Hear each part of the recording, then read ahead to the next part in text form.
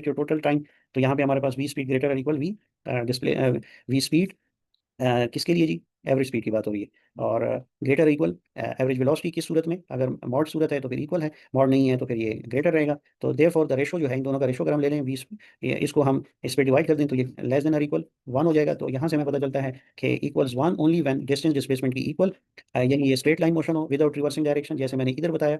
ठीक है, तो यहाँ से फिर हमें पता चलता है कि इन दोनों के बीच में जो न्यूमेरिकल वैल्यू का रिलेशन बनता है, रेशो बनती है, वो बनती है यूनिटी और लेस। तो यहाँ से हमारे पास यहाँ से ये चीज़ वाज़ेह होती है। तो हमारे पास ये ऑप्शन बी जो है ये सही है।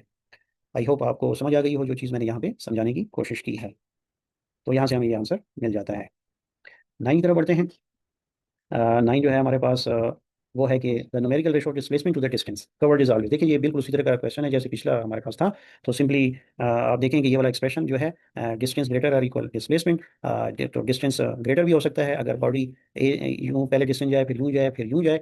ठीक है, तो यहाँ पे आपसे पूछा जाए कि कितना डिस्टेंस उसने कवर किया। फॉर एग्जाम्पल ये 3 है, ये 4 है, ये 5 है, तो टोटल डिस्टेंस जो है इसका हो जाएगा 12।